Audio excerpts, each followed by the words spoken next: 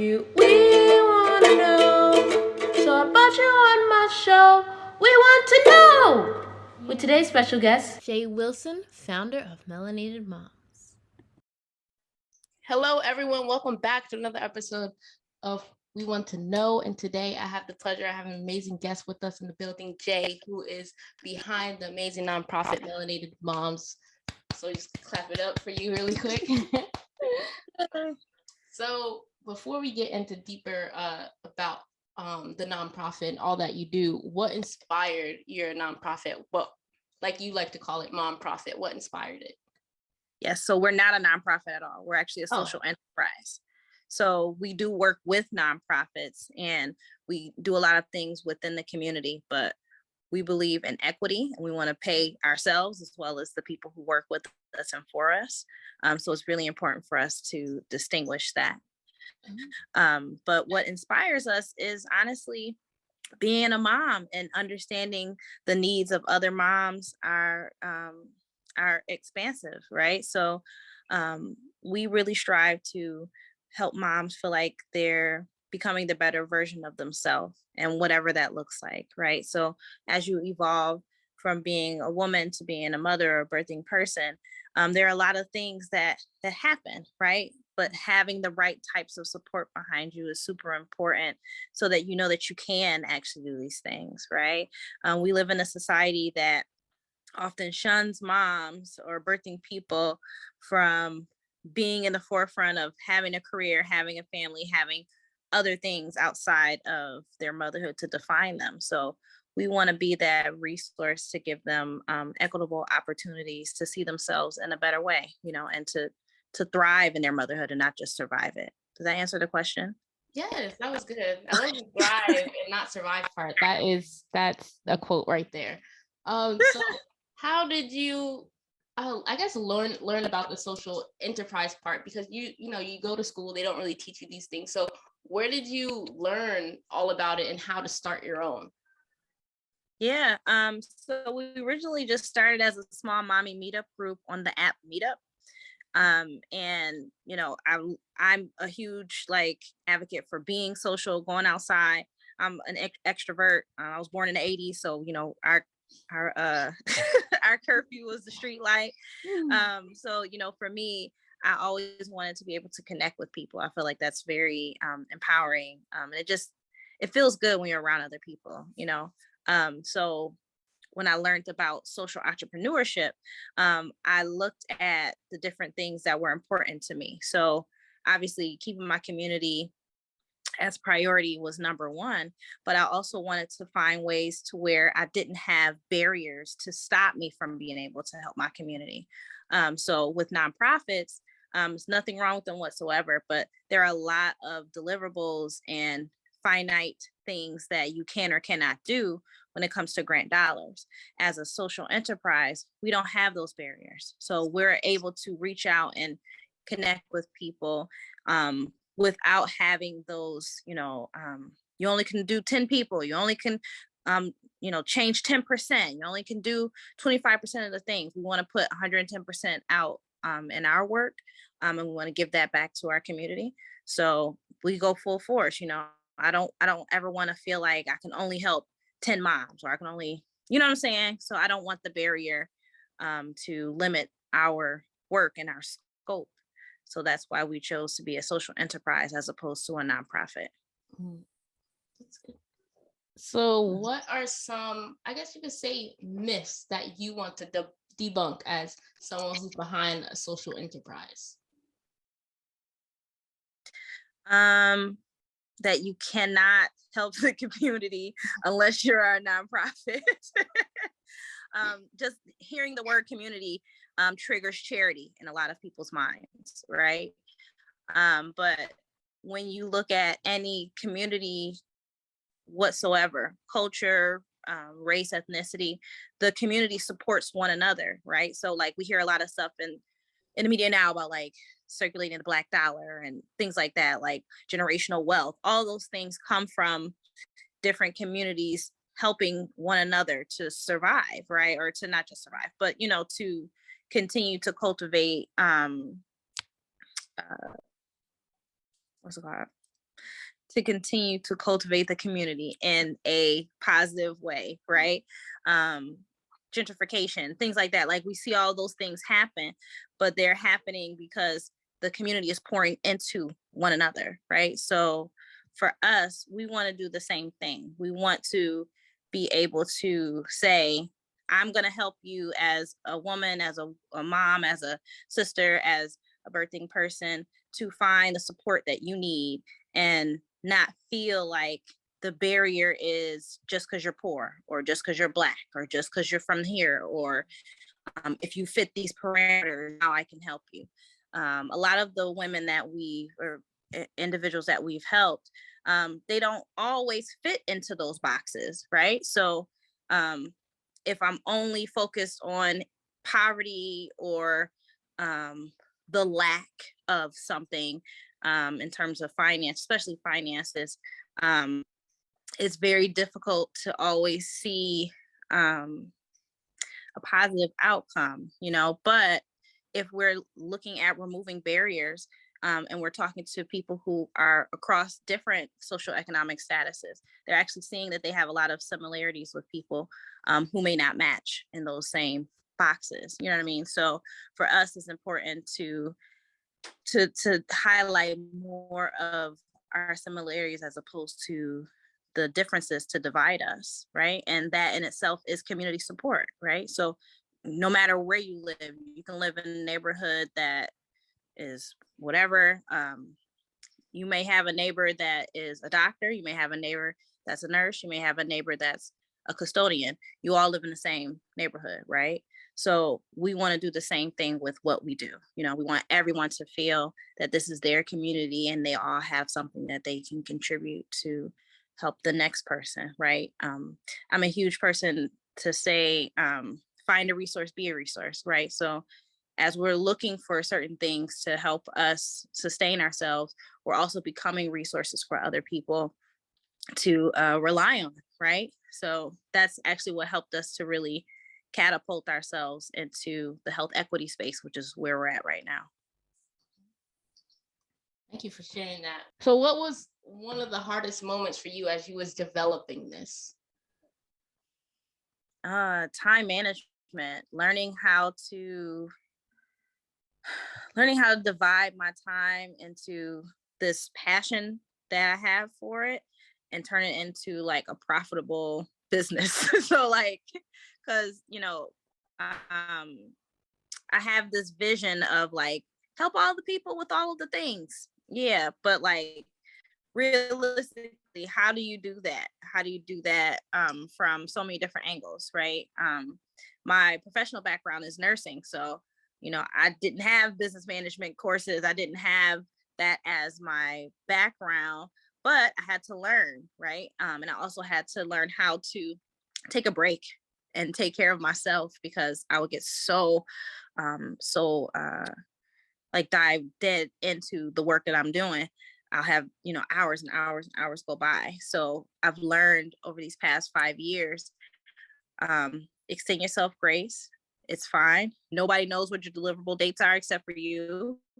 Calm down, but also knowing how to ask for help for real. Cause like, if you're passionate about something, you're like, I'm gonna do it 110%. And you just go, right? But like, if you don't know how to take care of yourself, and that's also a part of your business growth, you'll burn out. And then the thing that you're most passionate about now becomes a burden, right? So I had to learn how to not look at this necessarily as a burden, but this is a blessing that's giving me insight on, the next phase of my life. I see Melanated Moms just blossoming into this global platform. And I know the only way for me to get to those goals that I've set is for me to also pace myself, take my time, learn, be patient, look around at my at the people that I've built relationships with and know how to ask for help when I'm drowning and even when I'm not, just like delegating things and just, taking more care of myself because in order for me to take care of my business, I have to be whole too, Yeah. So I know you just spoke a little bit about like passion and profitable. So how do you know that your passion is something that could be profitable? Like, how did you figure that out?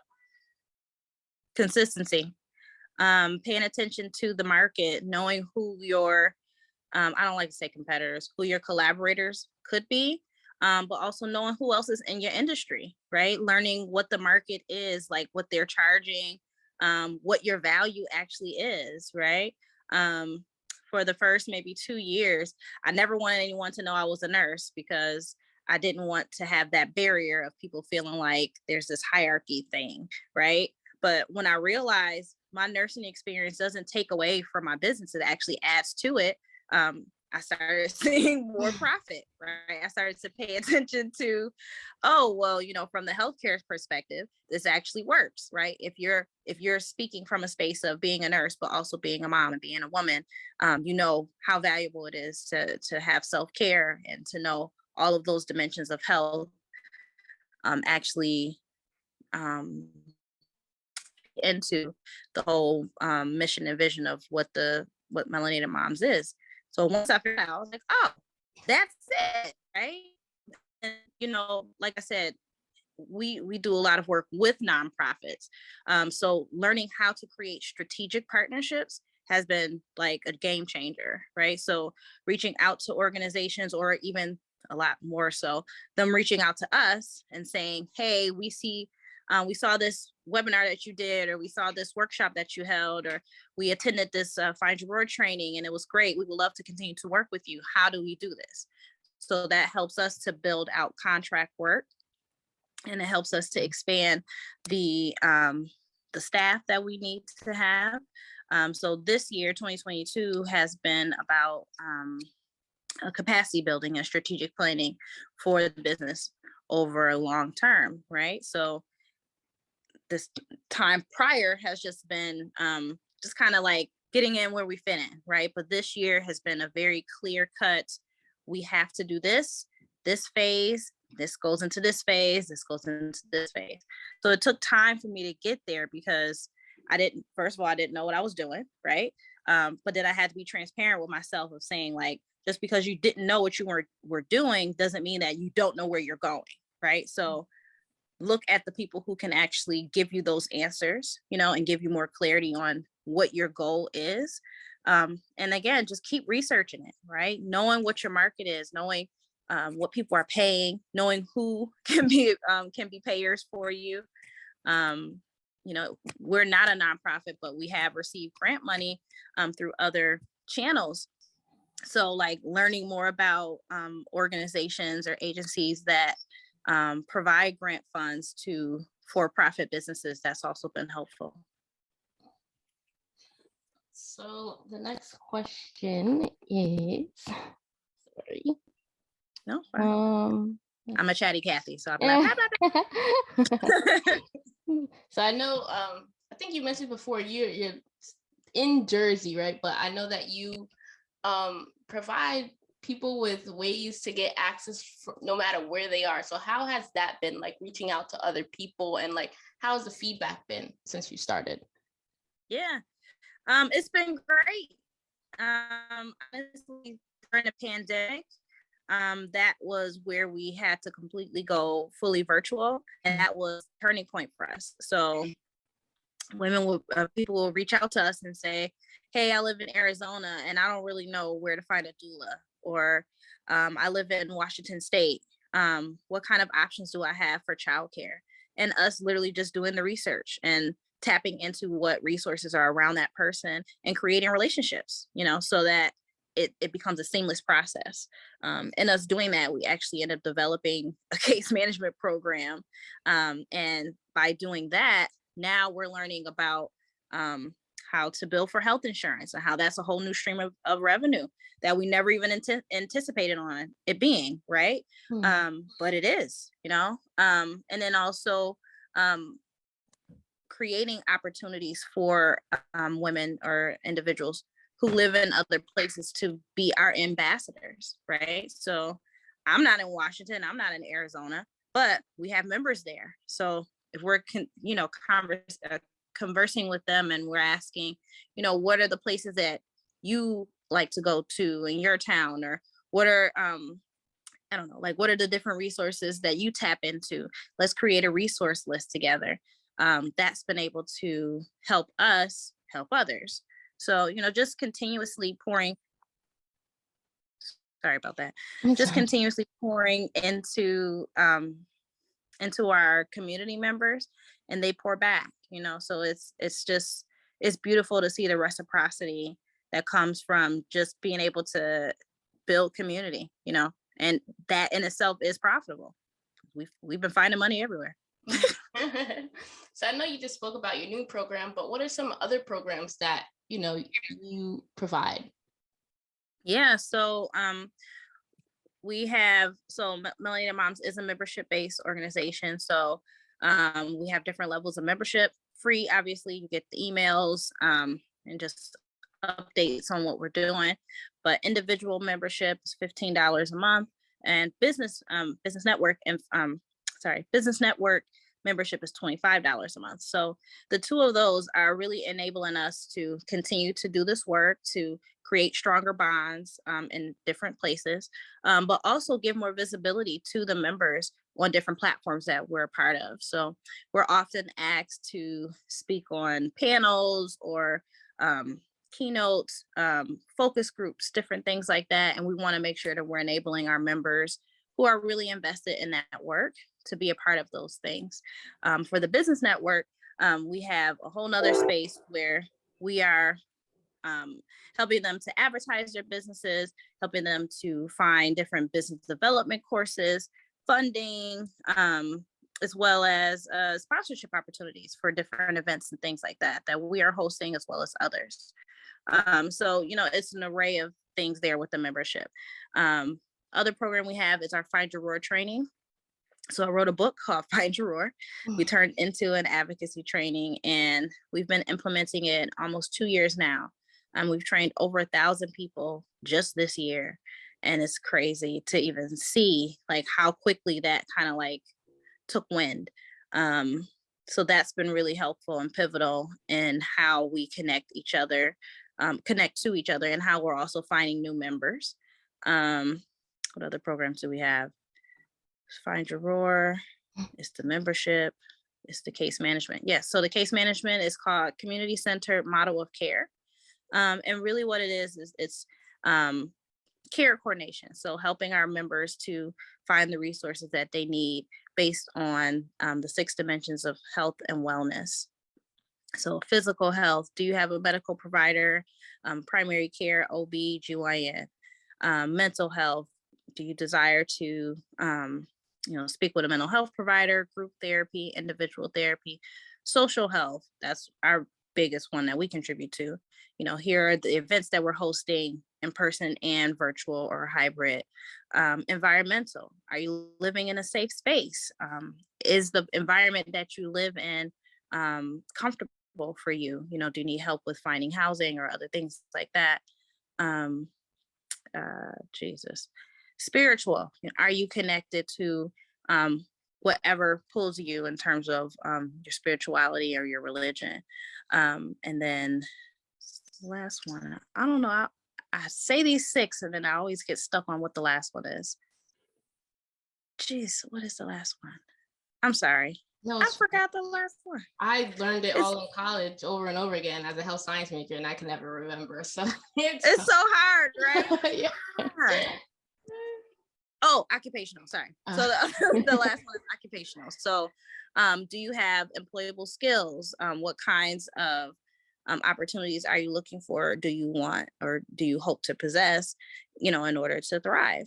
So all of these things are continuous conversations that we're having with our moms that are in the program. We accept health insurance, obviously, and we want to make sure that they're getting the coordination that they need, and we just follow them. It's a 1-year program, and then we reassess afterwards. But it's really been awesome to see how many young women we've been able to help, and how they've also helped us to develop a whole program. We had no intention of starting, but I'm a firm believer there's no such thing as coincidence. Mm-hmm. So, you know, the young woman that actually inspired us to start this program, she just served as a catalyst that she didn't even know, so we're just here doing the Lord's work, girl. I don't know. That's funny. So what are some of the urgent needs that you found that mothers could really, I guess, get help by just, someone like me, or, what are some ways that we can assist, maybe some mothers? Yeah. Mental health has been huge. It's been a really big barrier. And it's been very hard to coordinate that type of care. So what we've done is we host a virtual support group called Melanated Mommy Talks every second Saturday of the month. And while we're not led by therapists or anything like that, we do offer support in that group. So women are able to talk about what's going on with them. We have different topics of discussion. We also offer the ability to say, hey, send me a private message, because it's held on Zoom. Send me a private message if you want to talk further, and we can try to get you connected with additional support in your area.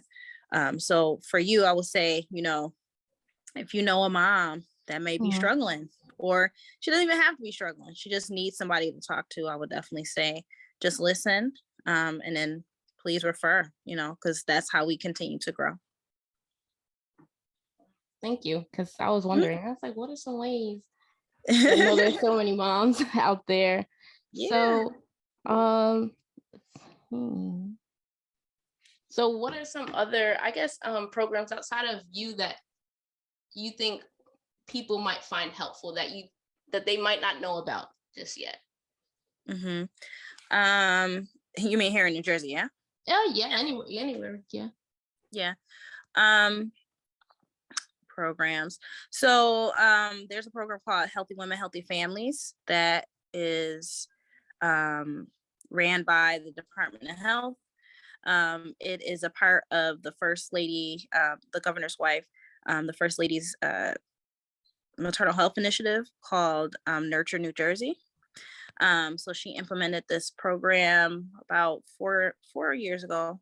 And it's really, really been helpful in identifying the areas where moms have the highest risk factors. But it employs community health workers, which are like lay people who learn how to navigate different social services and medical spaces.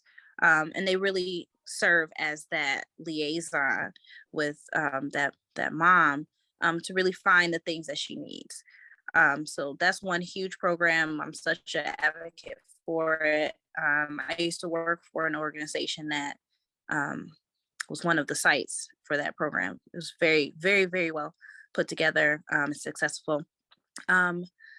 Different parts of Jersey, you'll find a lot of support groups. You'll find a lot of there's some breastfeeding groups. It really just depends on the types of needs that they have, right? There are 3 consortias in the state, and the 3 of them, they actually help filter out calls to find the resources for different women. So they'll, you can call in and you can say, hey, I need help with finding an OB, and I'm 20 weeks pregnant. They'll be able to connect you with the right type of program. So a lot of these programs exist and they've been around for a while. But now people are starting to not work in silos anymore. It's really more about like, how can I work with you and not just exist alongside you, right? So this has been the last 2 years, I can say it's really been very beautiful to see how many people are in that collaborative space instead of just being competitors.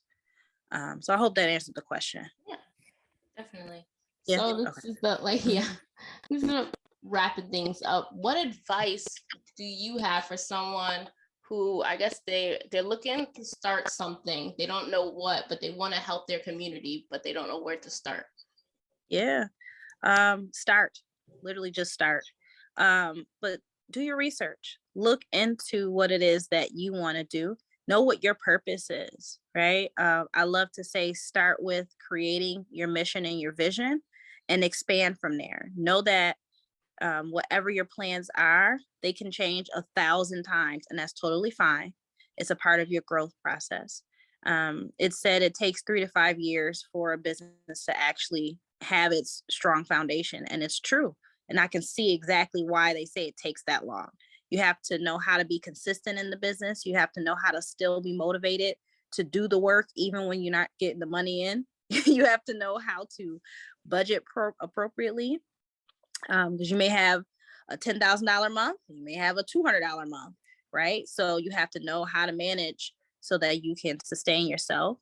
You also have to know how to ask for help and also accept it, right? So you can ask, hey, could you do this flyer for me? But if the person does it and you completely scrap it, or you don't want anything to do it, it can really hinder your growth. So, being flexible with knowing when to delegate and when to deliver for yourself is fine, or is important. And again, just extend yourself grace. This is the first time of many times that you're going to create something that may have never been done before. So you're literally holding the blueprint, and literally a blank sheet of paper and a pen. Like, be okay with the process, right? Don't rush it. You need the longevity in order for you to thrive in the business, because that's what creates that strong foundation. I believe the reason Melanated Moms has been able to sustain itself is because we consistently show up. So you can Google us and you'll find us everywhere, literally everywhere. But that's because we do the work. We show up. We just last weekend, I just got back 2 days ago. We did a baby shower in Buffalo, New York, which is my hometown. And we had 52 people register and 35 people showed up. Wow. We gave out car seats, pack and place, diapers, wipes, baby swaddles, all kinds of great materials, like, products, but also we had the educational component where we held a panel discussion with different experts talking to us about how to stay healthy and safe during and after pregnancy. So, like, we put all that stuff together in a whole nother state, and we got visibility everywhere. We have members all over the country, but also in the UK, Australia, Africa, and parts of the Caribbean. Yesterday, I was checking our Instagram, and one of our moms in the UK was like, "This is great. You should do this as a monthly tour." I said, "Girl, it's a lot. Every month doing a baby shower, there's a lot to coordinate." She's like, "But you guys can do it." But I love, like, her enthusiasm about it.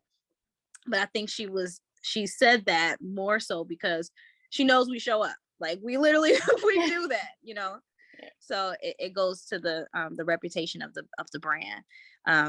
So again, like, for anyone starting the business, know how to do all of that. Know your numbers, know your research, know how to ask for help. And the last thing, look for great mentors. So, like, someone who has been in business, or someone who knows your like your business goals or things that you want to get to.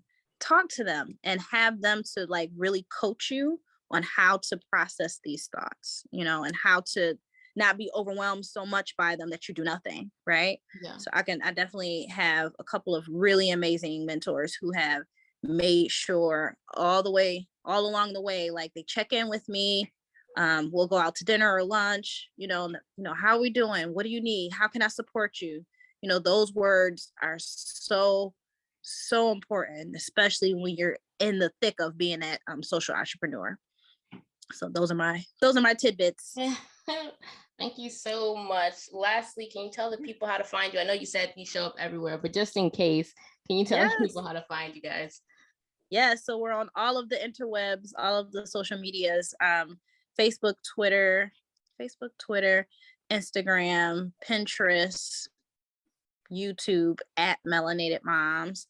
You can also find us on our website, melinatedmoms.com. Where else? Child, everywhere. Um, you could Google Melanated Moms and you will find us. So you know, I'm very grateful to be on this journey. And again, I thank you so much for taking the time to even see me and to, you know, have me on your show. It's very it is. It's very important. You know, to me, it's always important to be able to give that to anyone who is seeking that space, right? So I remember when we first connected, you know, I wanted you to know, like, regardless if it's day 1 or day 1000, like, always ask for what you need. And you know, if I can be any type of assistance to you, I'm here, you know. So I appreciate you lending your platform to me to be able to share it with them, and I hope that it helps someone. Yes, definitely. Thank you so much. Thank you again for coming on. Yeah. And thank you. Also, all the links that you mentioned, I'll find them, put them in the description box below, just in case you guys still can't find them. But I doubt that. But thank you all for listening. Make sure you tune in for the next one. Also, watch my last video because I updated everything about this journey of mine here. But thank you all again. And see you next time. Bye. Bye-bye.